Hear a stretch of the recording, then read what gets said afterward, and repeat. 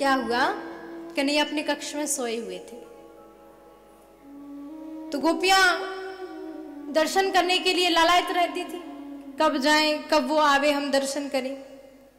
तो एक दिन एक गोपी और नंद भवन में आई, बोली अरे जसोदा मैया कहाँ है, बाहर निकल। जसोदा मैया अंदर काम कर रही थी, तो मैया अंदर से बोली कायरी गोपी का बात है, काय को चिल्ला रही है।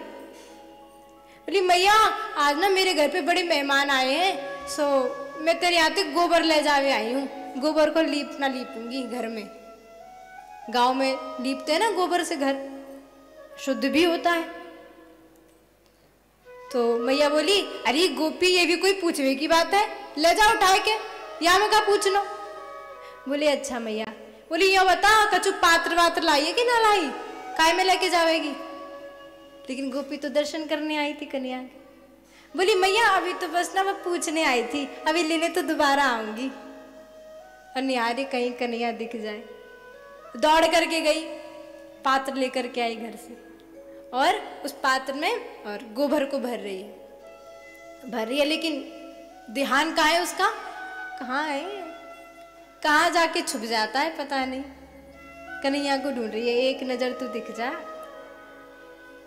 लेकिन जब गोपी के भावों को कन्हैया ने सुना, तो कन्हैया भी अपने रूम से और बाहर निकल के गोपी के पास में आए। जो गोपी ने देखा कन्हैया आ गया, दर्शन हो गए, गोपी बड़ी प्रसन्न हो रही है। गोपी भर रही है पात्र को और कह रही है अरे कन्हैया तनिक इधर तो आइयो। कन्हैया गई, बोले कायरी गोपी, और यो बताइए क्या कर रही है तू। बोली कन्हैया हमारे घर में कछु मेहमान आए हैं, सो गोबर को लीपना लीपूंगी, लेवे ताई आई। बोले अच्छा कावते पूछी था ना ले जावे थे पहले, हमारे घर से ये वस्तु ले जा रही, कावते पूछी। बोले हाँ पूछी ना कन्हैया, मैया से पूछ ली मैंने, मैया ने कह दी ले जा। बोले मैया ते का पूछी, हम ते पूछी था ने, हमारी गई आए हम ते पूछी। गोपी कहती अच्छा महाराज आप बता दो हम ले जाएं, आपकी कृपा हो तो। बोले हाँ आप ठीक है अब ले जा। कन्हैया खड़े हैं, गोपी बोली अच्छा कन्हैया सुनियो जरा, कायरी अब का है। बोली कन्हैया देख हमारी जरा हेल बड़ी बहारी हो गई है, तनिक यहाँ हेल को हमारे माथे पे तो धरवा। बोले क्यों, हम का तेरे बाप के नौकर लग रहे हैं, हम काय को धरवाएं। अरे बोले नाना कन्हैया वो बात थोड़ी है, अब भारी हो गई हमसे उठ नहीं रही ना, तो तू धरवा दे जरा। कन्हैया बोले देख गोपी फ्री पॉकेट में हम कोई काम ना करें काऊ को, यो बताओ हेल धरवाएंगे तो देवेगी कहा। बोली कन्हैया तुम भी ऐसी बात करते हो, अच्छा तनिक तुम धरवाओ तो सही, हम तुम्हें इसके बदले में 1 कटोरी माखन देंगे। बोले हाँ ये ठीक है फिर हम धरवा देंगे।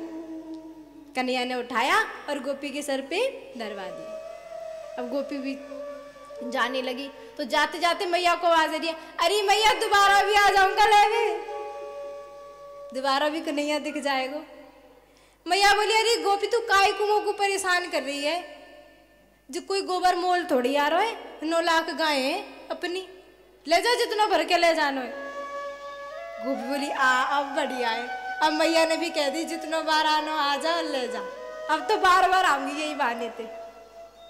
गोपी गई दौड़ी दौड़ी, गोबर को पटका और फिर दोबारा अपने माथे पे हेल को रख के फिर ले आई, फिर गोबर को भरा अपने पात्र में। फिर कन्हैया अरे कन्हैया, कन्हैया कह रहे फिर आ गई तू तो कुछ चैन ना है। बोले कन्हैया हमारी हेल भारी है गई, जरा धरवा दे हमारे। कन्हैया कह रहे गोपी देख हम धरवा तो देंगे, अब जाके बदले में कहा देगी। बोले कन्हैया एक काम करते हैं। का काम? बोले तुम जितनी हेल हमारे माथे पे धरवाओगे हम उतनी कटोरी तुम्हें माखन दे देंगी। बोले ठीक है माखन तो मिल जाएगा, लेकिन यो बता हमें पता कैसे रहेगी कि हमने कितनी हेल तेरी धरवाई, गिनती भूल गए हम तो। गोपी कहती कन्हैया तुम बड़े चतुर हो, अच्छा सुनो जितनी बार तुम हेल धरवाओगे तो हम उतनी बार वो हेल में तो थोड़ा सा गोबर लेके और एक टिपका तुम्हारे मुंह पे लगा देंगी, ठीक है? तो जितने अंत में जितने टिपका तुम्हारे मुंह पे होंगे गिन लीजो, उतनी कटोरी तुम्हें माखन दे देंगी। कन्हैया बोले हाँ जी बढ़िया बात है, यहाँ हिसाब किताब में कोई गड़बड़ी भी ना होगी क्योंकि खुद ही की मोड़े पे लगेगा। अब गोपी बार बार आती है और जितनी बार हेल धरवाती सो उसमें थोड़ा सा गोबर लेके कन्हैया के मोड़े पे लगा दे। कन्हैया बड़े मजे से लगा रहा, यहाँ लगा यहाँ खाली है, यहाँ लगा गोपी यहाँ पे अभी खाली है।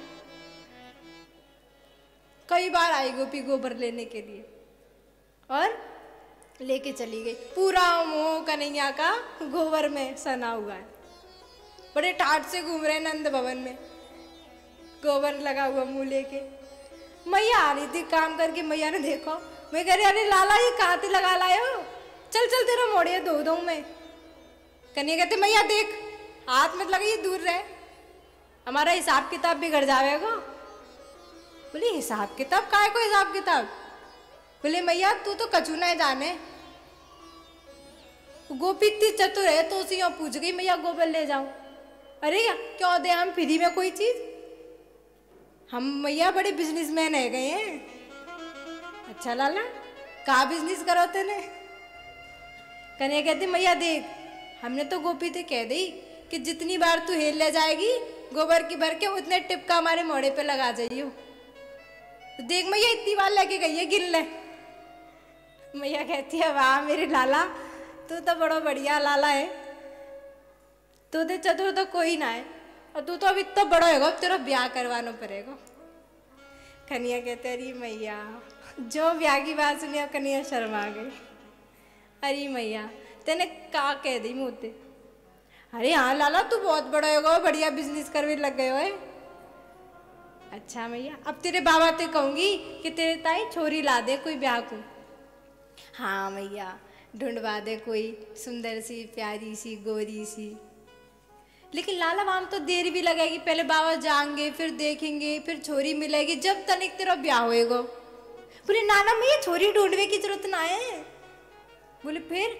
मैया छोरी तो मैंने देख रखी है। मैया बोली छोरी देख रखी है, कौन है छोरी? बोली मैया वह दिन घर पे खेलवे ताई आई ना, वो ब्रशवान की लाली राधिका किशोरी, मैया मेरे को बड़ी अच्छी लगे मैया वो सच्ची में। मैया मेरा ब्याह करवाया तो तू बैठे करवाई हो। मैया भी खुश है। बोले हाँ लाला छोरी तो तेने बढ़िया ढूंढी है, वो छोरी तो मेरे को भी बड़ी पसंद है। मैया भी प्रसन्न हो रही। राधा कृष्ण का विवाह भी हुआ है, जानते हैं आप? राधा जी का और कृष्ण जी का विवाह हुआ है, जिनका विवाह ब्रह्मा जी के द्वारा भांडीर वन में करवाया गया है। उनके विवाह का वर्णन किया गया है गर्ग संहिता में कि ब्रह्मा जी के द्वारा दोनों का विवाह हुआ है। बड़ी सुंदर लीला अद्भुत प्रभु